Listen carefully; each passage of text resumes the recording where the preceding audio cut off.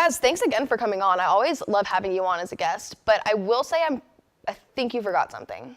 I did? I don't think so. Yeah, I'm pretty sure you were supposed to wear a Justin Haley t-shirt. Whoever loses has to wear that person's apparel. So obviously you'll see Kaz in a Justin Haley shirt in the upcoming weeks here on the Pace Lap. I did remember to bring the HotScream though. Hey, now that's what I call a cold open.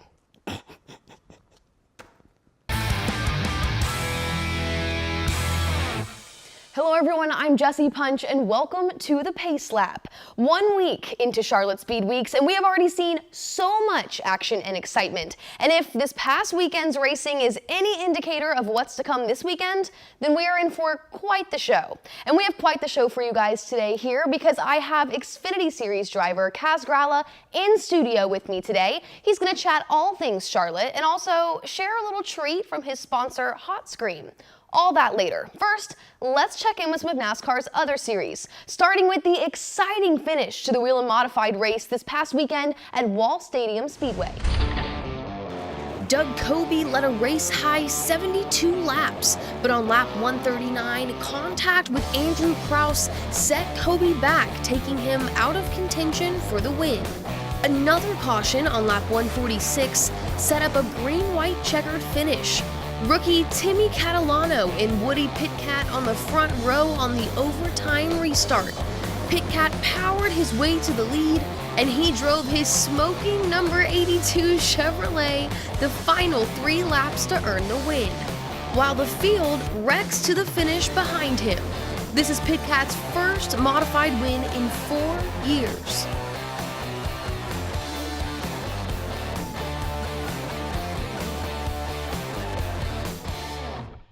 Rain shortened Sunday's ARCA race, but still a dominating performance from Chandler Smith, leading 140 laps for his first ARCA win this season.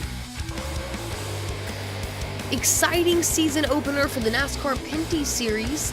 The 5th caution of the day came on lap 44, setting up a restart with just 4 laps remaining.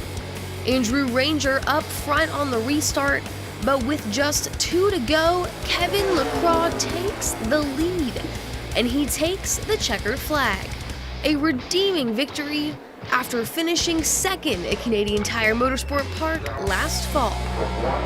Yeah, all we need is same speed as last year, but better luck, and that's what we had today. Early in the race, I bent the toe in front with a contact, but the car was still running good at the end. And easy when the car is perfect like this. We have the best car on the track and maybe one of the best drivers. So yeah, super happy for the points and for the win.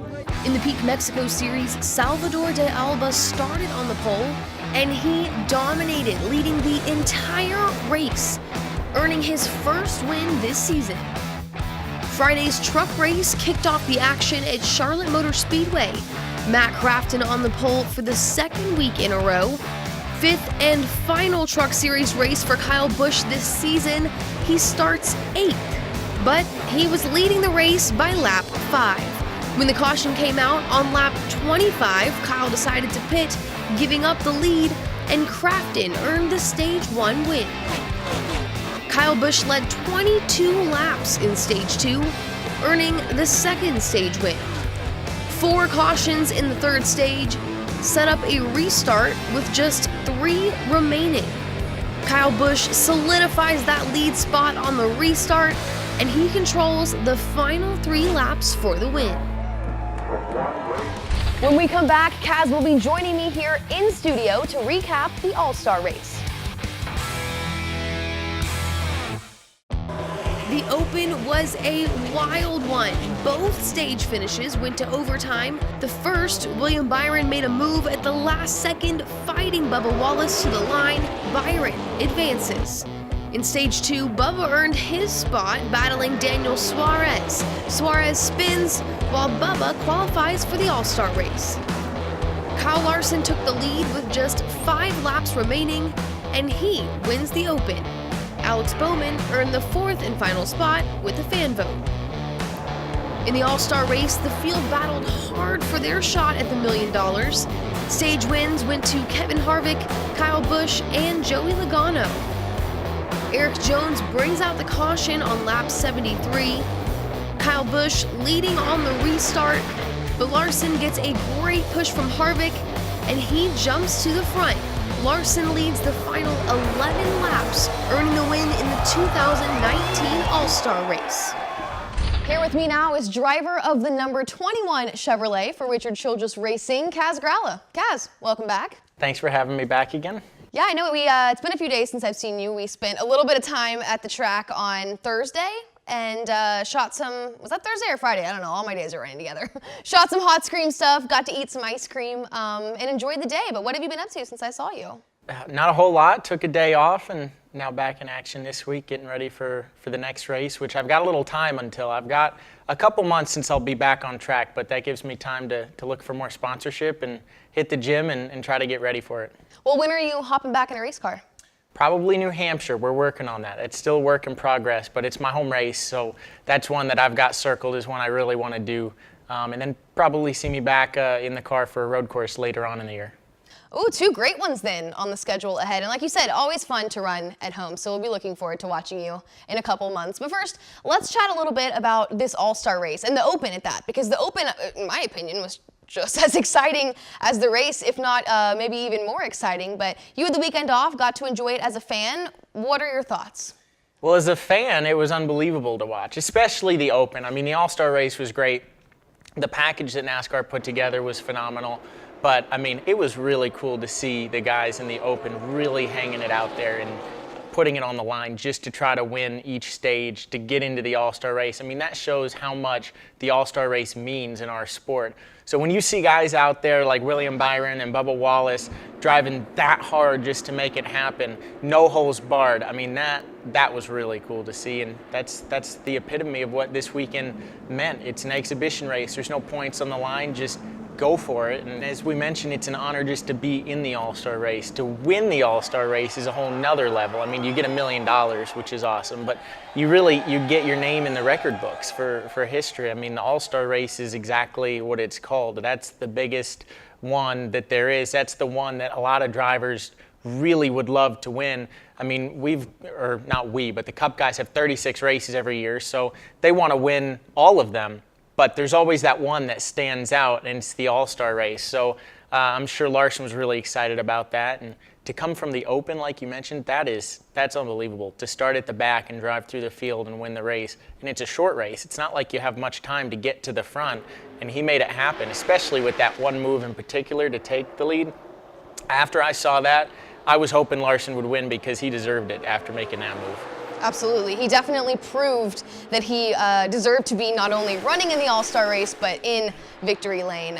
Incredible run by Larson. And I know I don't want to just keep focusing on the Open, but another driver I got to talk about is Bubba Wallace, because he's another one that, like Larson, we really saw him push for that opportunity, and we saw also how much it meant to him as well. Which was it was neat to see Bubba. And also, obviously, Kevin Harvick finished second. Another driver like Larson doesn't have a win this season. But that was the best finish for Harvick so far this year. So kind of, a tricky situation to be in. You can tell that he was disappointed for not getting that win, but you have to believe that he's getting there. It's got to come soon, right? I mean, I can't believe we're even talking about this late into the season. I mean, last year it was a weird week when Harvick didn't win. Right. So to think coming into this year that we'd be however many races in, probably double digits at this point, and Harvick hasn't been to victory lane, that is just astonishing to me.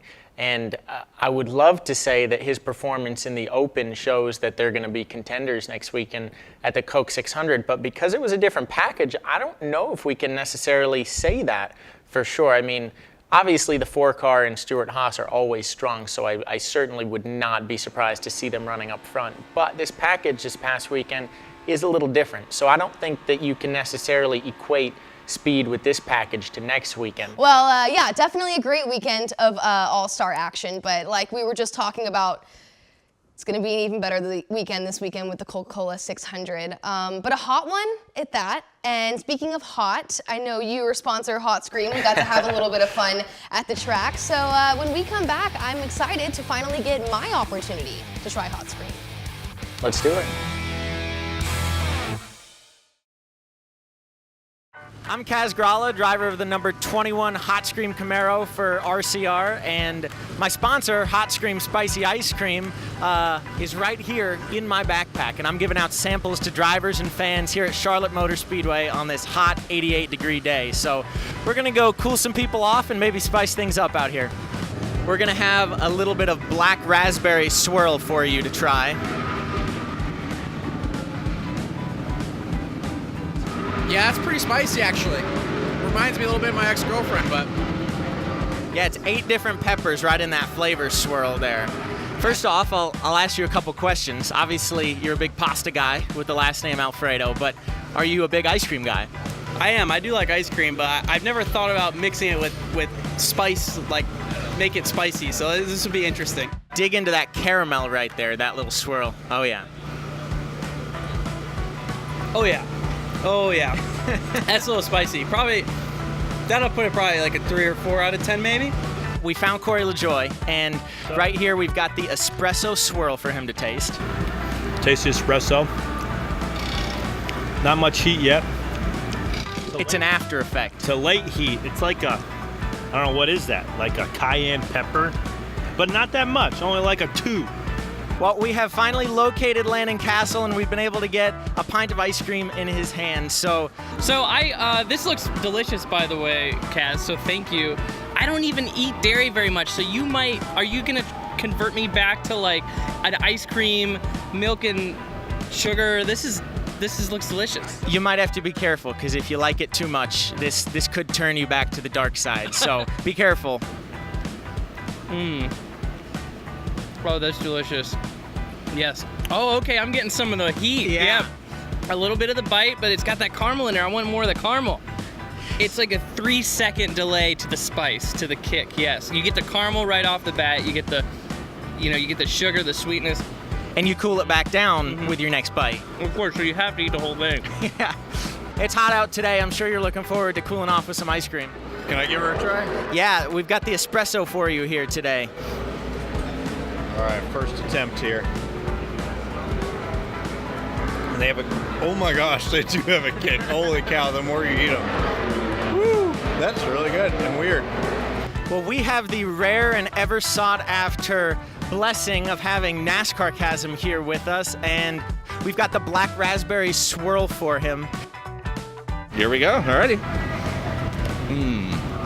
Wow, it's like a, wow.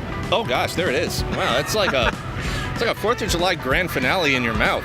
That's really good. My Yeah, gosh. the best way to cool it off is with the next bite.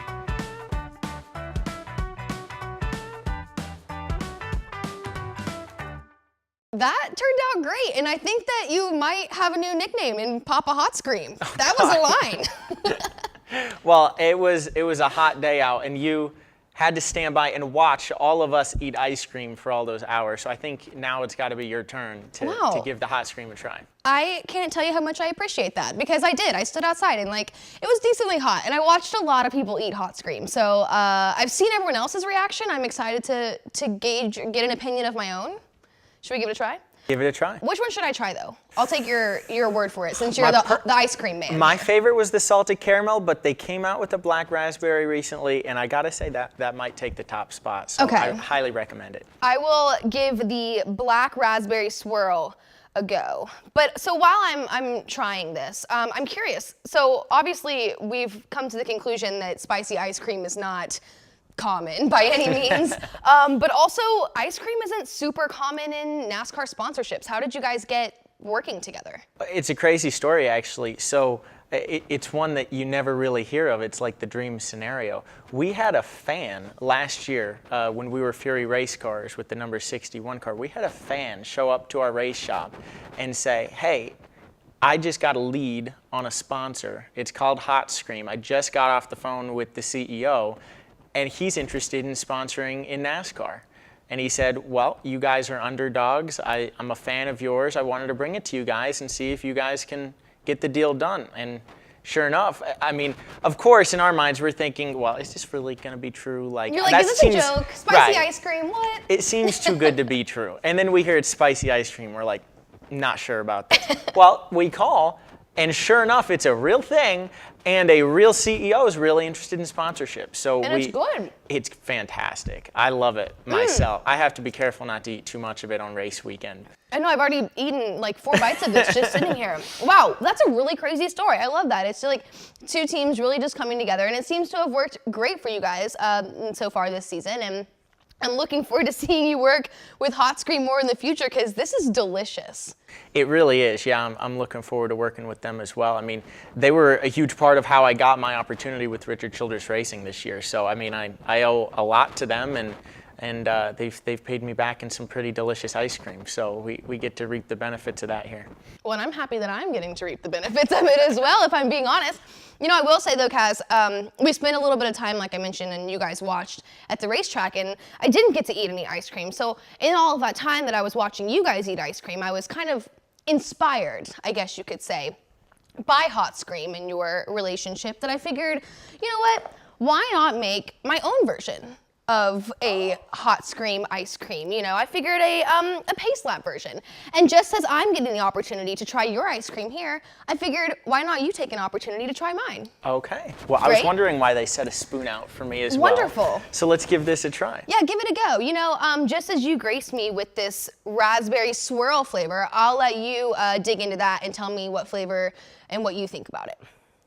Be sure to get the swirl, just like you said. Okay. Because just like HotScream, that's first where all impressions, the flavor I'm comes from. smelling it. It smells like vanilla ice cream, but I dig in and there's some suspect orange chunks going on. I'm not too sure about them. I'm loving it over here. Oh wow. Thoughts? Comments? I don't know what that is, but it's kind of scaring me. Sometimes the best way to do is take another bite to cool it down. That's what I've heard, at least. Yes, you know, I'm gonna pass this time. This is not quite HotScream. I don't know what the orange chunks are, but It's not living up to the HotScream? no, it's not. I really am confused as to what this is, but I'm not a fan. Do you think I have a future in ice cream?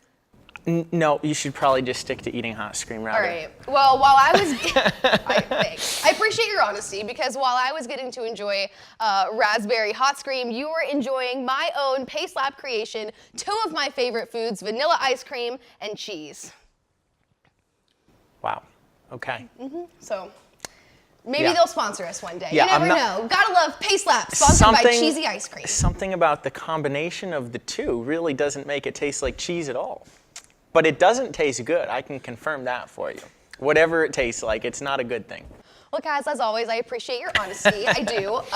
And thank you for being a good sport. I definitely got the better end of the deal here by getting to enjoy HotScream while you enjoyed my creation. So I appreciate you and your honesty, but doesn't look like the Pace Lap will have a new sponsor anytime soon. So. No, I think I'm gonna have to wash that down with a bite of actual HotScream to get the flavor out of my mouth. Yeah, well, I'm cool with that. Let's just take a little break, sit back, enjoy some HotScream. And actually, when we come back, we might have to talk a little bit more racing, but it's the Coca-Cola 600 this weekend, so I'm anxious to hear all your thoughts. Yeah, let's do it.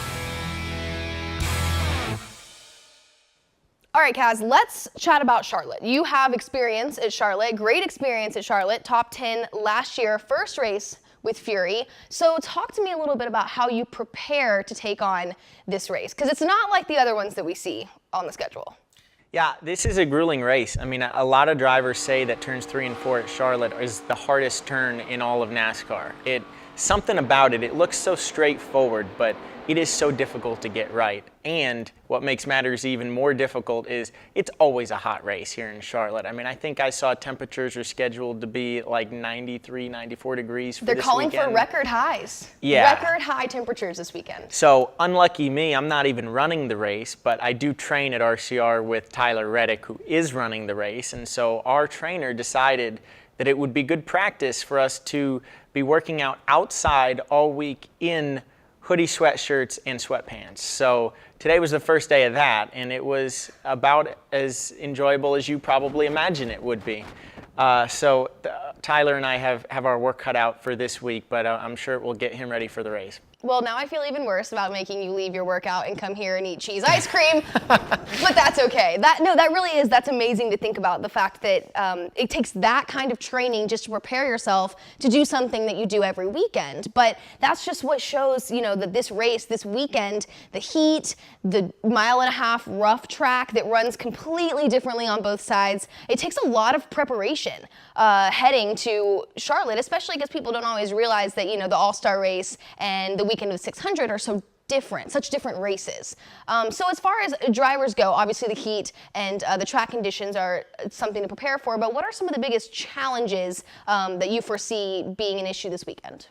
Well, I mean, the track itself, as I sort of alluded to already, it's just a difficult track.